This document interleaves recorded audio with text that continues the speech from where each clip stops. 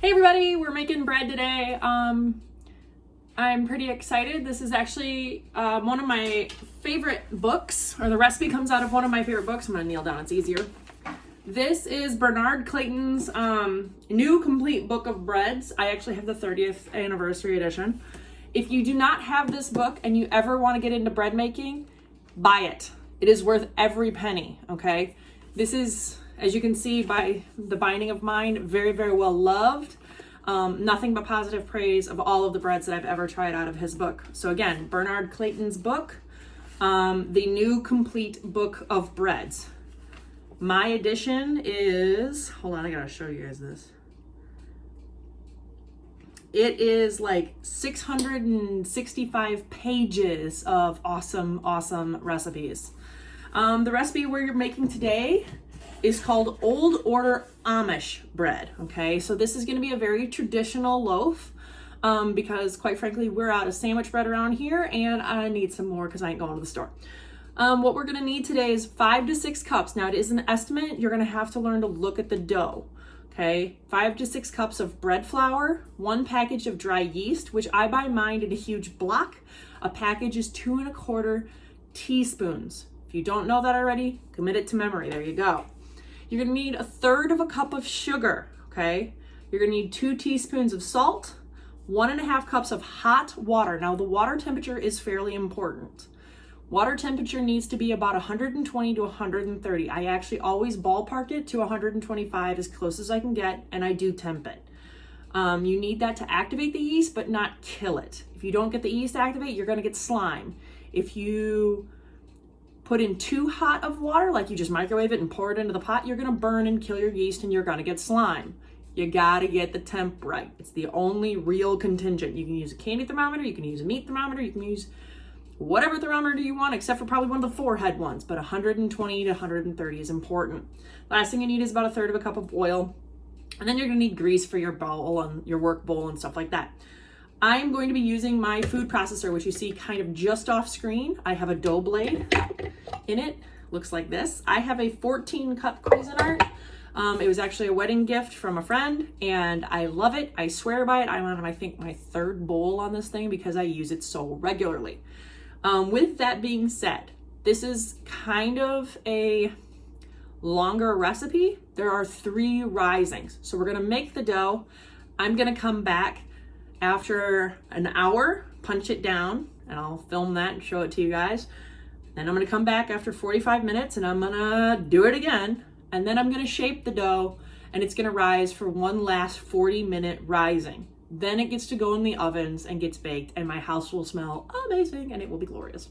All right, without further ado, let's get going. And by the way, this is my really fancy shirt and I love it because it's almost Easter here and Easter's my holiday. So thank you, Ellie and Grace, for hooking me up. All right, so I'm gonna add my flour. I do not sift my flour, don't judge, but I don't pack it into the bowl either. So there's 4 and 5. Now I'm only adding the minimum because I'm not adding the bigger one. I'll add more if I need to. All right, 2 teaspoons of salt. Yes, you will need to add salt to bread.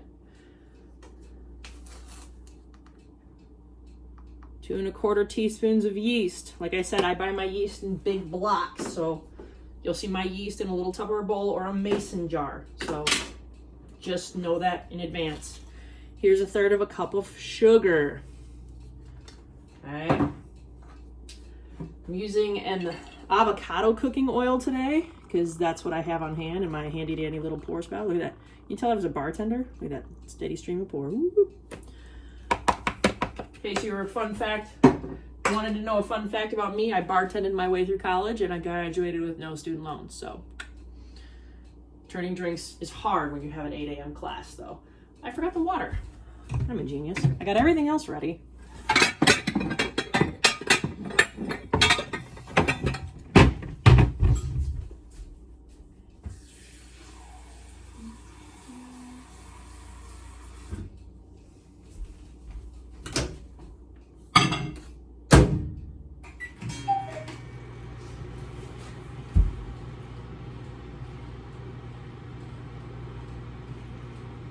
We're gonna stand here and stare at each other because I'm gonna edit it all out. It's gonna be glorious.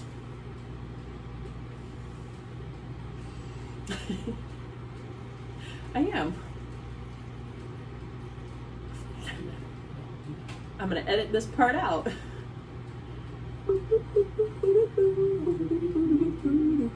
Because I'll go from, and I gotta add the water, to, hey, here's my water. I just temped it.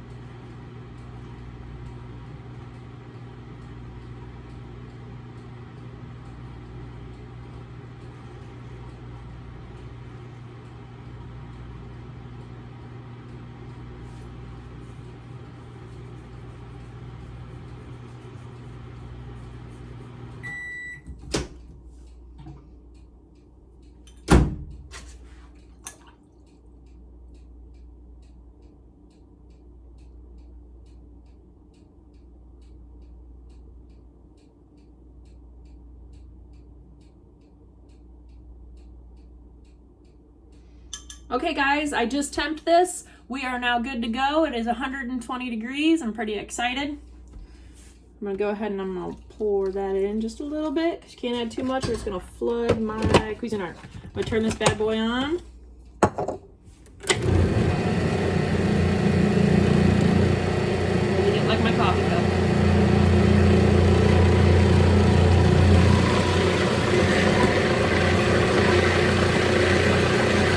Turn this so you can see it.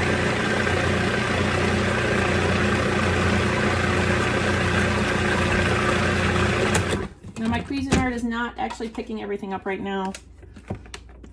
So I'm going to get my flat spatula. This is a flat, hard turning spatula. And I'm just going to kind of mix just a little bit, get it going in there. It's probably an Amish bread, so they probably all make it all by fork. And I ain't that Amish, so I'm not Amish at all. There we go. All right, so what you're gonna want is you're gonna want it to clean the side of the bowl. See how it's starting to clean that side? Wait for that chunk to get out. Zoom in on my face. See how nice and beautiful it's cleaning that side? Done. Don't need to overmix it too much. Go ahead and pour it into your prepared work bowl. Here's my work bowl. Don't set it on the thermometer. There we go. I gotta get my spatula in there to kind of help it out. And it's okay if it's not all completely mixed in. We'll get that. It'll get there. Always does. Bread is very, very forgiving in that regard. The only things it's really particular on is that water temperature. It's always a rough estimate with your flour and like, yeah, I think it's about this much. Yeah, that's kind of how it works. Bread's beautiful like that. Now you can use a KitchenAid with a dough hook. You can use, or a stand mixer, I should say.